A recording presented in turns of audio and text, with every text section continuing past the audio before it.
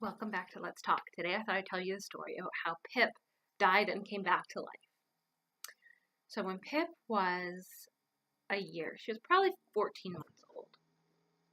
She was crazy and full of energy, and it was a beautiful sunny August afternoon, and I was off work early, and I decided to go visit my parents. So I took Minnie and Pip off for a visit. We got over there. I took them both outside to do their business because that's what I always do.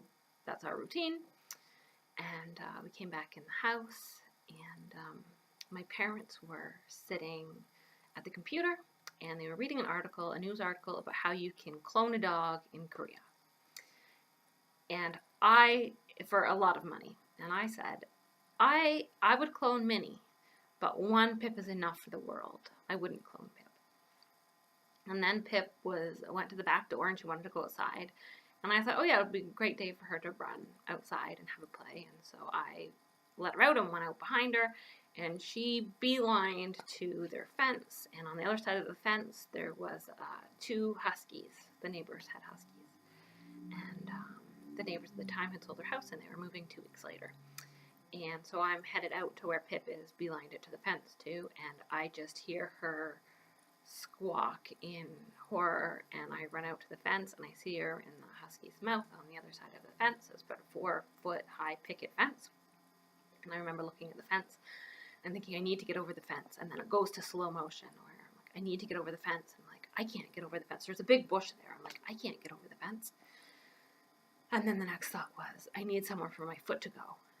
And then all of a sudden I'm falling onto the other side of the fence, and then I scared the dog that had Pip, and the dog dropped Pip, and I climbed over Pip, and then I screamed. And the neighbors came out because they saw what happened, and my parents came out. We wrapped up Pip, and we rushed her to the local Emerge vet.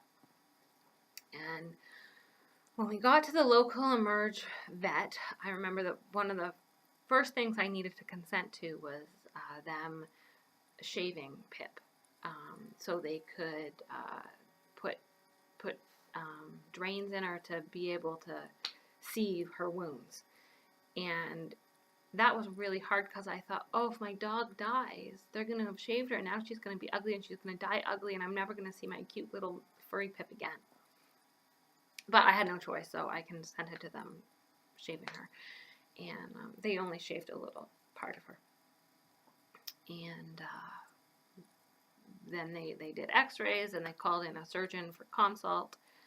And the surgeon consulted and said she needs emergency surgery, but you need to go to Guelph, to the Ontario Veterinary College in Guelph, because they said that they don't have a respirator. And post-surgery, she had fluid in her lungs, and so there was likely lung involvement, and so if we were going to do surgery, we needed to go to Guelph. And so we had to decide very quickly what we were going to do. They got some estimates in, and I had vet insurance on Pip that didn't cover everything, but it helped, and it was a start. And so we opted to give Pip a chance, and the vet said, okay, so we'll put in chest drains, and we'll drain some of the fluid in her lungs that's building up, and we can either take her down to Guelph, and we can support her with oxygen, and you guys can follow in your car, but that'll be $1,000, or you guys can just take her down to Guelph. So I opted for us to drive down to Guelph, because I thought, they've put drains in her, she's breathing better now, and if she's going to die, I want her to die in my arms, not in some stranger in the vet's car. So we are on our way, and then we're getting so close, and the traffic gets slower and backed up, and then Pip starts squawking, and it was a terrible, worrisome drive down to the vet. And we get there, and they rush Pip back, and then they hook her up to blood right away. And reading her discharge report later after she was discharged, it mentions that when we got there, she didn't have a femoral pulse, and her mucous membranes were gray. So she had lost so much blood that she had essentially bled to death. And so she was just laying there, but her eyes were great big and open, and she was very alert, even though she was just just really, really weak. She was very alert, and she was just looking at us like, please help me.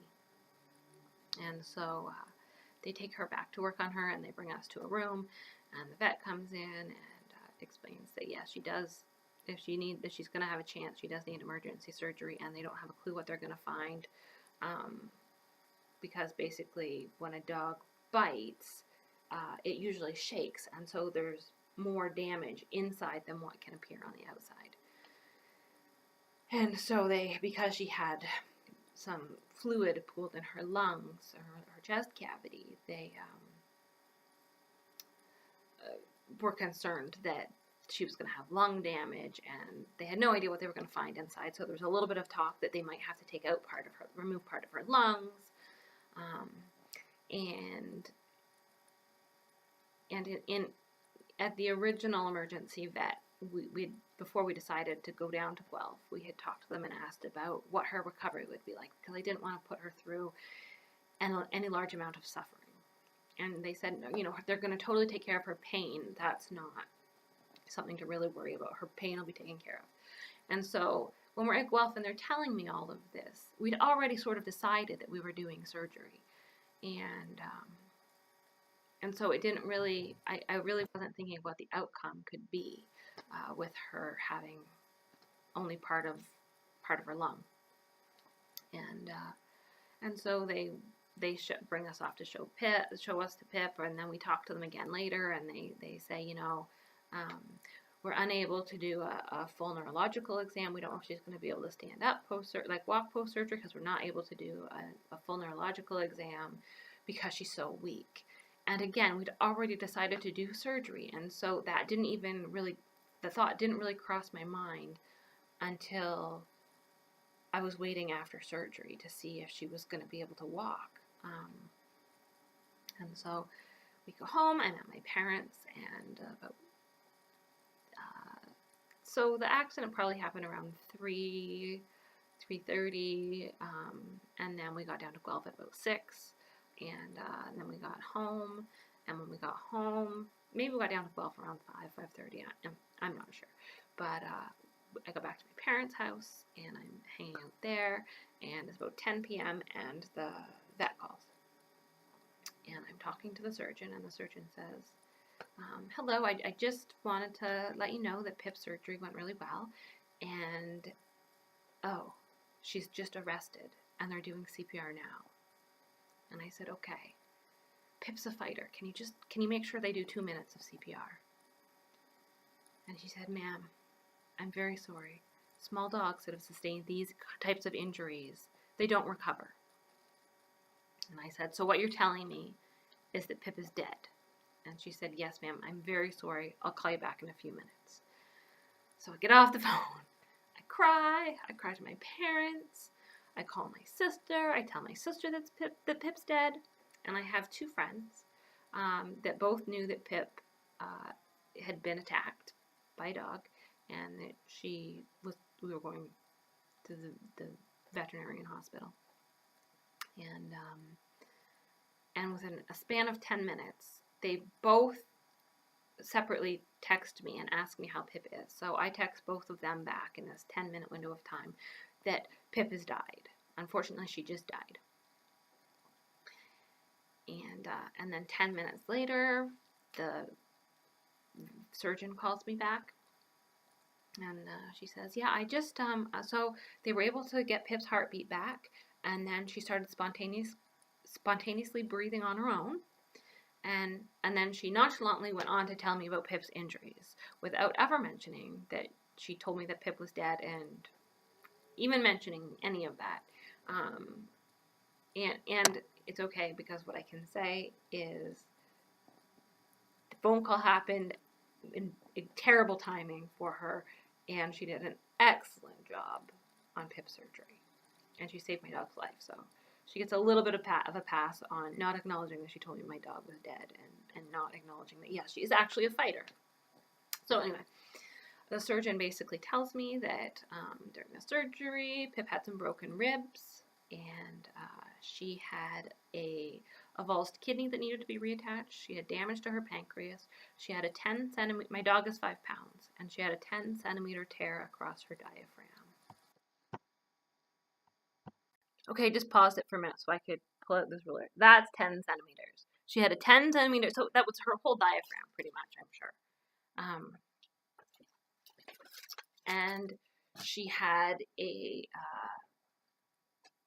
cut, a bleed in her chest cavity that they were unable to repair because during surgery her blood pressure was so low that as much as they flushed out her chest cavity, they couldn't find the little bleed.